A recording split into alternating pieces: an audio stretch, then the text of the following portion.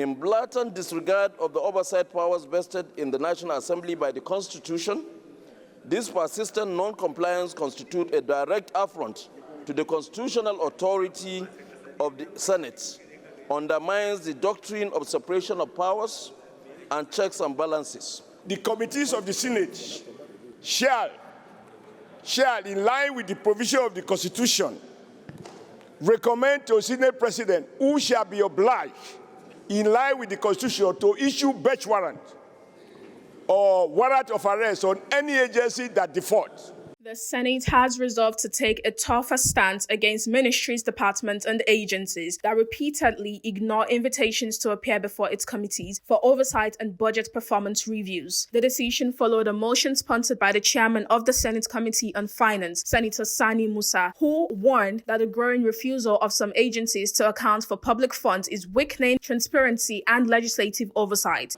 Also note that Order 97 of the Senate Standing Orders 2023 as amended empowers standing committees of the Senate to carry out oversight over ministries, departments and agencies and government-owned enterprises within their respective jurisdictions in furtherance of the constitutional mandate of the Senate, or furnish the information requested. In blatant disregard of the oversight powers vested in the National Assembly by the Constitution, this persistent non-compliance constitutes a direct affront to the constitutional authority of the Senate, undermines the doctrine of separation of powers and checks and balances, weakens legislative oversight, and erodes transparency and accountability in the management of public resources. Back in the motion, Senator Abdul Ningi said the Senate should no longer plead with government agencies to carry out what is already a constitutional obligation. Mr. President, this parliament is not an arm of government. It's not an arm of the executive. This parliament is not a department of the executive. Mr. President, legislatures are not ministers. Legislatures are elected like every other person elected. However, because this motion is rich enough, let me say there are very serious steps. First of all, the committee has reported this infraction. The House can say, give the committee a final warning to now request the presence of these organizations. If that does not work, the committee will now write not to the President of the Senate, not the President of the Senate writing. The legislature, as we are now, we can now write to the President, Commander-in-Chief of the Nigerian Armed Forces, informing him of this infraction by his leadership. If that does not go anywhere, if that does not bring any positivity, the Senate and the National Assembly can now say, going forward, if these agencies of government and their leadership continue to remain in the leadership of these agencies, then the National Assembly can decide. Senator Adams Oshiomhole also dismissed suggestions that the trend was linked to President Bola Tinubu insisting that heads of the defaulting agencies must take full responsibility for their actions. Mr. President, with your permission, the first point I want to make is that in discussing this matter, we must separate the President and Commander-in-Chief as the head of the executive from the failure or misbehavior or misdemeanor of MDAs. There is no evidence before the Senate or before any of the committees that they had instruction from President Bola Ahmed Tinubu not to appear. Therefore, in talking about the executive, we should be very clear that this executive does not mean the head of the executive section. But I do, of course, understand that all MDAs are under the executive. There may be some of our agents in the Senate who might take some actions or behave in a manner that did not receive your approval. But that does not mean that is the Senate position. So that said, that this is not about the president. It is about the MDAs, and we should be so specific. Adding to the debate, Senator Danladi Mvulu Anza cited Section 89 of the 1999 Constitution, stressing that the Senate has the legal authority to issue warrants, compelling officials who ignore legislative summons to appear. May I refer to the confirmation of Mr. President, Section 89, subsection D of this Constitution, in total agreement with the submission of distinguished Senator Orji, with respect to the fact that the presidency should not be involved in this matter because the constitutional powers conferred in the Senate on the Senate is clearly spelled out. And with your permission, I'll go ahead to read it. Please proceed. Sir, Section 89, 1 sub D provides as follows. When dealing with such matters with respect to infraction and the one under consideration by the Senate has been conferred with clear powers to issue a warrant to compel the attendance of any person who, after having been summoned to attend, fails, refuses, or neglects to do so and does not excuse such failure. Refusal or neglect to the satisfaction of the House or the committee in question, and to order him to pay all costs which may have been occasioned in compelling his attendance or by reason of his failure, refusal or neglect to obey the summons, and also to impose such fine as may be prescribed for any failure, refusal or neglect, and any fine. Your Excellency, we are here, just as the previous colleagues have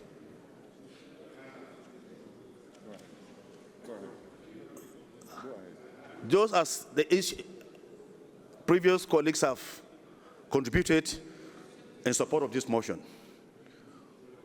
We are representing our various senatorial districts. We are representing the entire nation. The framers of the Constitution have strong reasons why such powers have been conferred on the Senate, and therefore I agree with the motion with respect to the fact that the clerk of the National Assembly should first write a letter to all the agencies and ministries that have refused to appear before the Senate Committee on Finance, failing which Sections 89 subsection D should be exercised. Responding, Senate President Godswill Akpabio acknowledged lawmakers' concerns, but noted that Senate committees already possesses sufficient power to enforce compliance and should make better use of them. I was saying, now you see, now you know. He just joined us, but he has read the rules, he has read the Constitution. You see the difference? Because clearly speaking, we cannot lament. We can't lament. We have the powers from the ground norm that rules the country, and that is the Nigerian Constitution. Senator Olaka, am I right? So by mentioning Senator Section 89 and trying to remind us of our powers, he's saying we shouldn't be discussing this issue, that we should exercise, we should act, and go into other issues. It is a no issue. It is a no issue. Senator Ogoshi Onawo recalled a previous standoff involving Senator Oshomole and the Nigerian National Petroleum Company Limited as lawmakers debated stronger enforcement measures. Like the last contributor did say, which you have just anchored, There's no need to discuss about this, but we have to look at ourselves. There is a proverb that says, if you blame the rat for coming to steal, you should blame the dada for smelling to allow the rat know that it's here. A similar thing was brought by Oshomole last time, that we invited some people, they refused to come. And we wanted to invoke the powers of this Senate. There was a proposal that the Senate president was going to be approached to give powers to invite these people by summoning or a warrant of arrest. This Senate turned it down. And so the other agencies were emboldened to do that. Yesterday, we were sitting down at sports committee. The Football Federation and the Football Commission were invited. Severally, they refused to come. And it is because of such emboldenedness. The debate intensified after Senator Oshomole proposed that the Senate President be empowered to swiftly approve requests for warrants against agency heads who repeatedly failed to honor Senate invitations. The committees of the Senate shall, in line with the provision of the Constitution, recommend to Senate President who shall be obliged, in line with the Constitution, to issue bench warrant or warrant of arrest on any agency that defaults. I want that to be specifically stated, and it should be done with decorum. I agree. Sorry. When but you have the will to exercise that power, when you have additional prayers, you don't go back into debate. That is the rule of the Senate. Any additional prayer. No, I'm saying it should not be done with decorum, so that the Senate President shall have no excuse not to exercise the powers vested on you. You are going into debate. Is there any seconder? There is a seconder. Senator, where is it? You want to second the motion? By Senator Oshomole. For one reason. Sorry. Your time is up because I've already moved the motion. I've already seconded. Your job is to second. Your job is not to reopen. You've been here for 3 years and you still don't read the rules. When you have additional prayer, you go to the additional prayer. By that time, debate is over. It is important for you to set a good example. As somebody who has been in the Senate for 3 years. I've seconded. So you have seconded? Yes. Yes. Okay. Distinguished colleagues, since this motion is already in the rules, those in support of this motion say aye. Those against say nay. The nays have it. In his response, Akpabio maintained that while the Senate has constitutional powers to compel attendance, those powers must always be exercised in line with the Constitution, existing laws, and the Senate's standing orders. To the plenary, the Senate President, to issue warrant of arrest. The rule does not give power to the committees to issue warrant of arrest. No, listen now. Yes, sir. And the rule does not say that we should not talk to people with decorum. A situation where we tell head of an agency that a person is a thief and that the entire agency or the entire NMPC is full of fraudsters. That is too conclusive. And that they are thieves. Then we expect them to go and represent Nigeria when NMPC is 100% owned by Nigeria. So these are the issues. So don't jump into something that you were not very well briefed. The Senate will definitely do its work, but we must do so with decorum. And we must also give dignity and respect to institutions that we set up in this chamber. It is only when they falter, like what we are discussing now, then we make an example of them by using the Nigerian Constitution and the powers conferred on us by the corollary to the Constitution, which is our standing orders. You understand what I'm saying? So we must follow steps, and the steps must be very legal.